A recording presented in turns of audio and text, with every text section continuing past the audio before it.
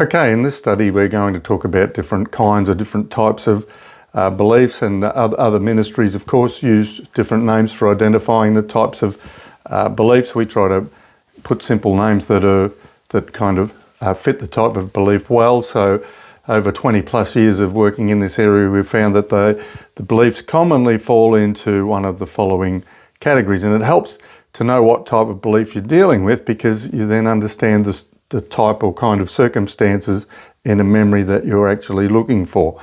So the most common kind you're going to deal with, and the one that causes the most issues in people, are what we call identity beliefs. They're basically about self, and identity beliefs relate to that which you perceive about who you are and how you are. So rather than give you a lengthy discourse on that, let me suggest some common beliefs that reflect how one's identity is seen. And once people begin to examine these things, they'll see they have their own. It could be something like, I'm different, but different from others in a negative sort of a way, or I'm not lovable, perhaps I'm unacceptable, or I'm not enough, I'm less than others, I'm stupid, a nothing, I'm dumb, I'm ugly, I'm a failure, a loser. Perhaps you think inside, you certainly may not think these things in your head, that you're useless, or you're weak, or that you don't matter because you're not worth anything, or you're not important, something like that. And but you'll notice all of these beliefs, they're quite simple, but they're beliefs that relate to your identity, or they're about self. Now, these types of what we call heart beliefs are at the root of many anxieties, because unconsciously you're worried about people discovering your shortcomings or reinforcing them by confirming to you in some way that they're true. Now, when I'm preparing people for ministry, I often explain identity beliefs to them using a story which I've constructed, but it's based on stories that I've heard over and over again. So this little sample story is, if you can imagine someone has come to you reporting how much anxiety they're going through. Now, how I would deal with it might run something like this. And we'll call our person who's come in Fred, for want of a better name. All right, so Fred says, I have a terrible problem with anxiety. And then I would say something like, well, can you give me an example of how it affects you?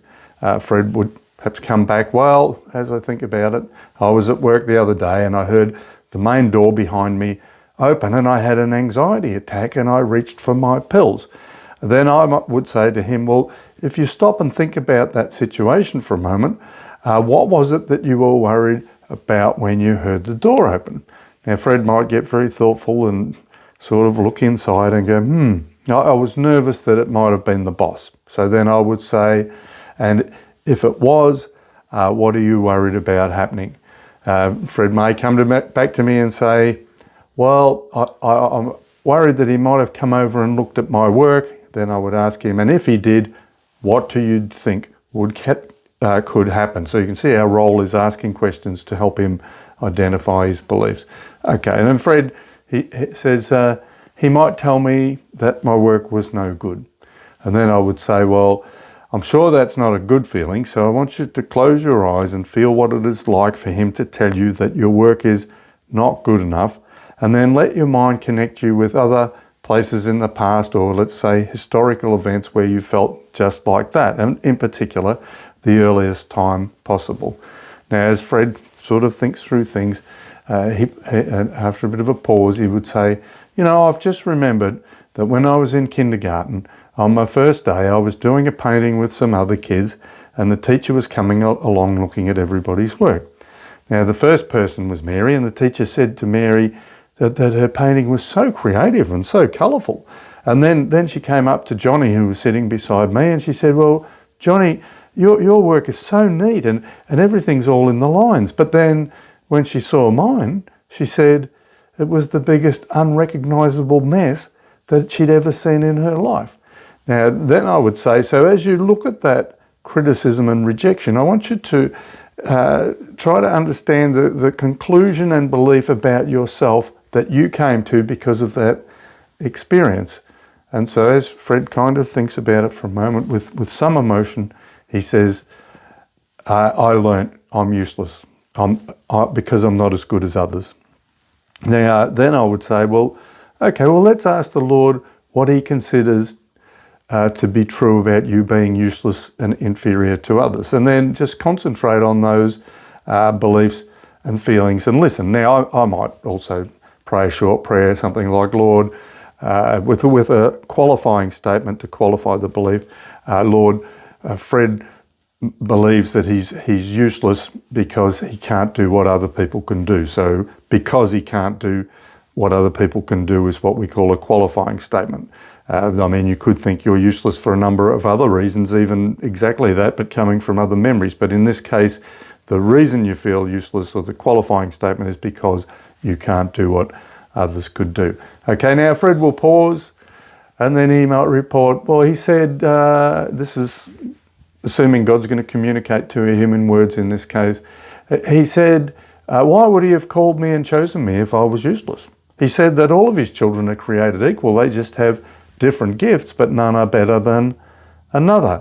And then he says, and you know what? I've just remembered that I was the best reader in the group. Okay, which is confirming what he'd heard from the Lord, that that nobody's greater than another, but we have different gifts. So then I might say to him, so how do you feel now about people discovering that you're useless and not as good as them? Fred thinks for a minute. He says, honestly, I feel that I'm just fine as I am, and I'm just the same as everyone else. The same, only different, but different in a really good way. In fact, I'm unique. Okay, so that would be a simple example of healing. It may not always go quite that quickly, but as we're asking questions, we're helping them identify the belief that relates to themselves. And as I've said, this is far and away the most common one and the one that causes the most problems. So identity beliefs also have a bearing on our relationships with others in terms of how we respond and react to and deal with them, as well as reflecting on even how we relate to ourselves and ultimately God as well. So truly, as a man thinks in his heart, so is he in terms of how he reacts to others and how he sees himself. For as he thinks in his heart, so is he. Now imagine he thinks he's useless and not as good as others, then when he looks to God, he will expect that God will see him how he sees himself. So why would God actually be interested in him if he's not as good as other people? Or why would God want to heal him when he thinks he can't do what other people can do? All right, so as I say, let's propose that a person thinks that they're not good enough because they don't do things well enough. By now we know that this is a belief that was learnt in an earlier event in life. As a result, if that person feels, whether it's true or just a perception, that you are criticising something that they're doing, then you can expect some kind of angry response, or perhaps which could include sulking and not wanting to be around you. But they're angry at you for making them feel that which they already unconsciously believe, but they're also angry at themselves for not being able to do things well enough so that you would treat them like that. So whenever negative emotions are present and negative reactions, they may be directed outwardly, as I say, as a response or a reaction, but they will also exist inwardly, connected to an area of hurt as well. So this person might struggle to forgive you for how you're making them feel, but they probably haven't any forgiveness for themselves either, for being the person who you can find fault with. And this is because of their perceived imperfections and shortcomings, which are now heart beliefs that they hold about themselves. As I said, this will also reflect in your relationship to God. You'll be a double-minded man. So in your human spirit and even your conscious mind, which is now connected to the Holy Spirit, you know logically what the scriptures say, that you're loved and accepted. But in your heart, you believe that you're not good enough because you cannot do things well enough. Therefore, as I said, how could God consider you as good enough when you don't believe that you are yourself at heart level? In fact, these heart beliefs become like a force field, and people will say things to encourage you about things you're doing that you are good enough, but you won't be able to receive them because they don't match the belief that you already hold about yourself. So we can't receive encouragement in that case. And in James 1:6, and now we see that we end up with a double mind, if you like, the heart beliefs and feelings coming from there. aren't matching with the mind.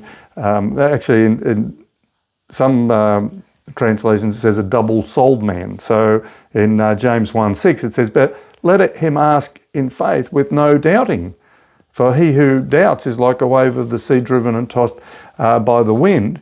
And for let not that man suppose that he will receive anything from the Lord. He is a double-minded man, unstable in all of his ways."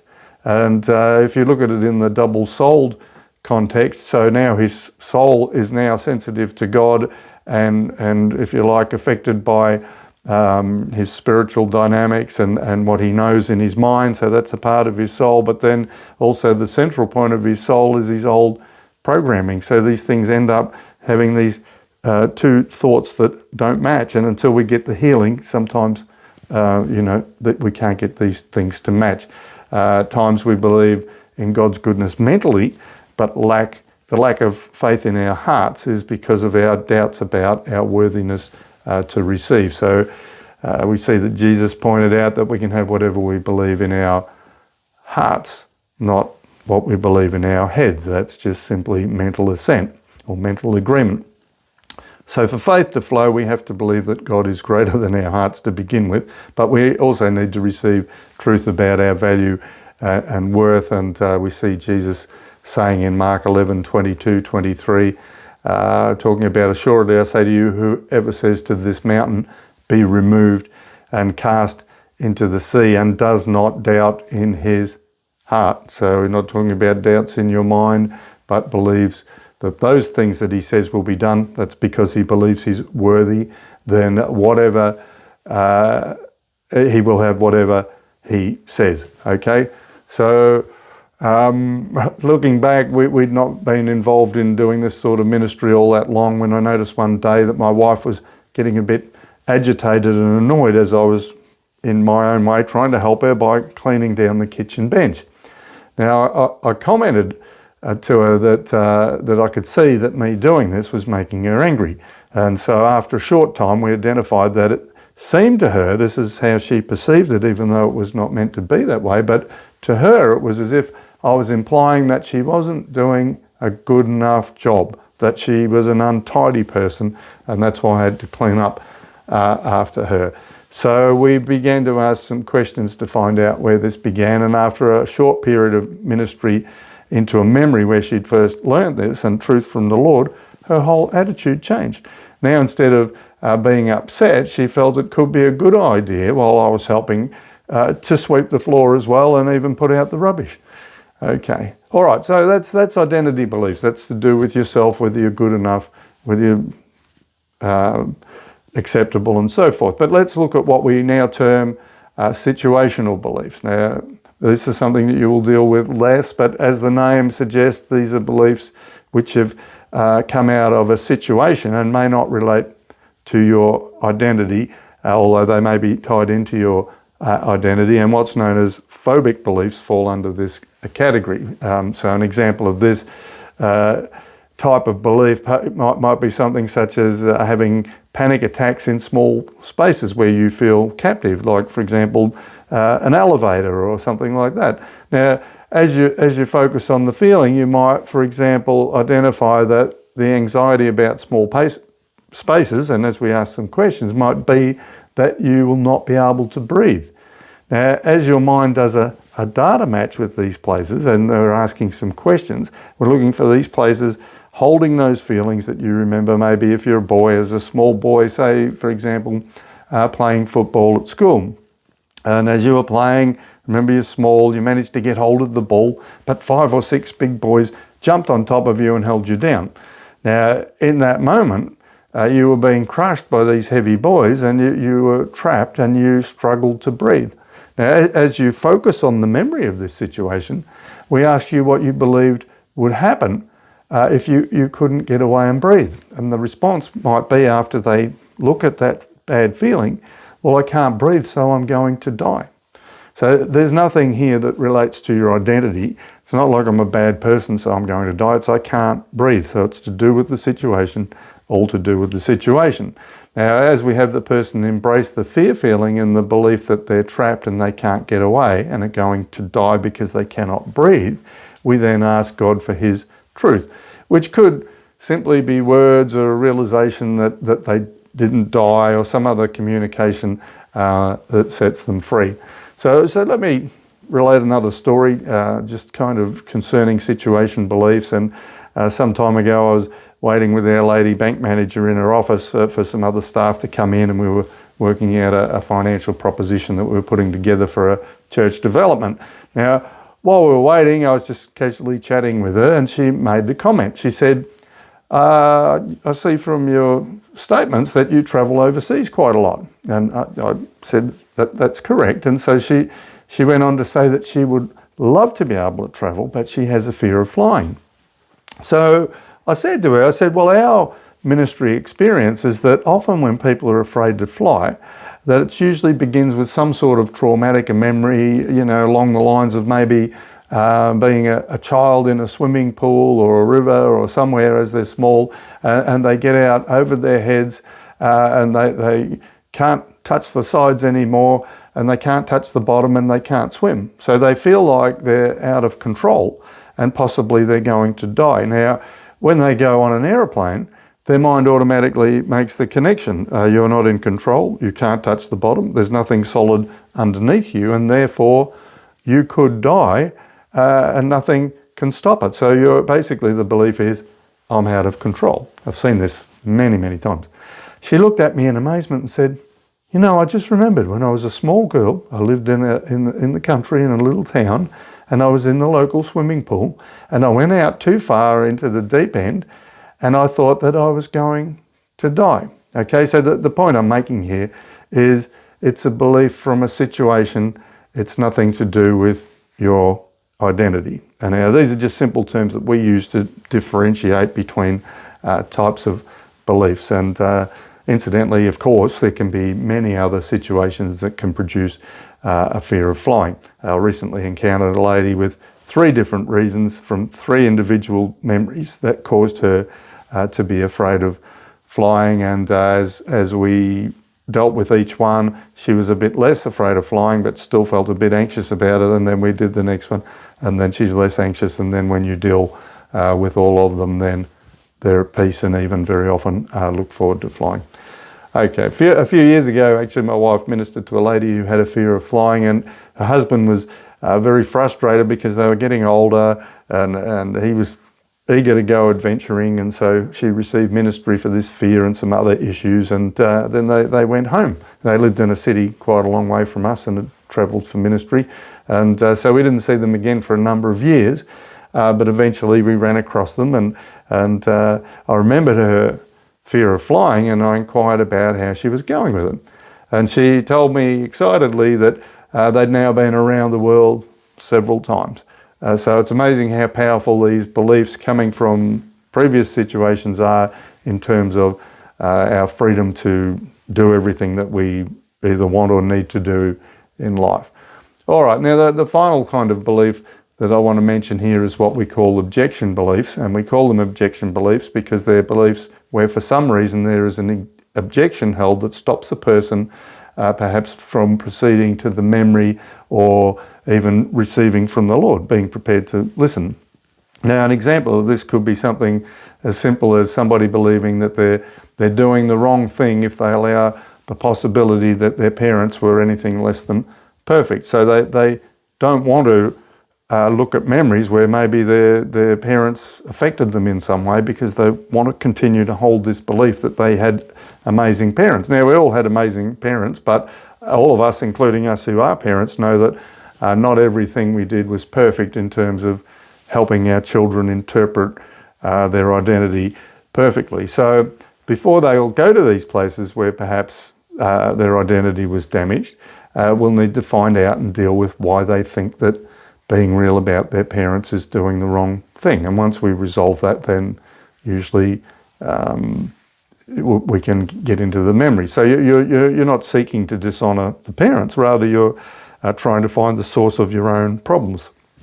At other times, people will come into a session and I might, for example, observe that they're very tense. And sometimes I'll just simply suggest something along the lines of, do you believe that you won't be able to do this ministry?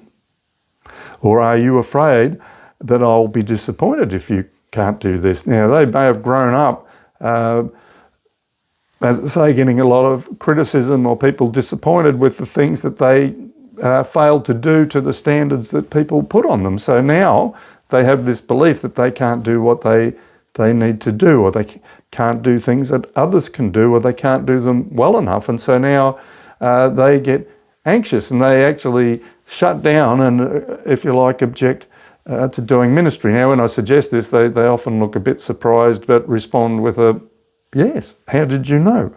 So we need to deal with that fear of failure memory first before they can easily process other memories. Otherwise, you're going to have resistance all the time. And as I've said, this may be a place where they've disappointed someone by not being able to do what was expected, or perhaps a place where everyone else could achieve and they could not, or something similar to that.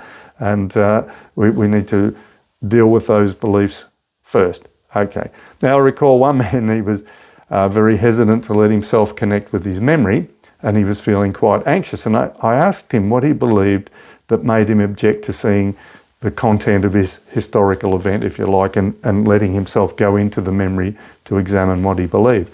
Now, he reported that he was afraid, and I asked him to focus on the fear and identify and clarify exactly what it was that produced the anxiety. Now, he told me he was afraid that if he went into the memory, he would be out of control, which is clearly to do with what was going on in the memory, and he had this overwhelmed feeling. So I asked him to focus on that belief that he would be out of control if he went into the memory, and invited the Lord to bring his perspective for him.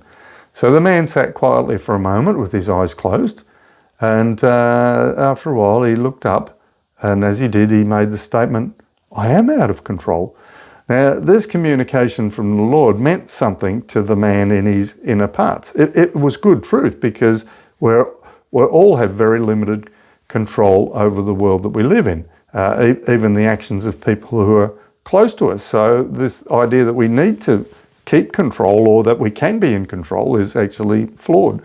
We never really know if an aircraft is about to come through our roof, or the stock market may have crashed even while we were doing this session, and we haven't seen the news yet. So the truth is that we're all largely not in control, but God is, and he's able to protect us.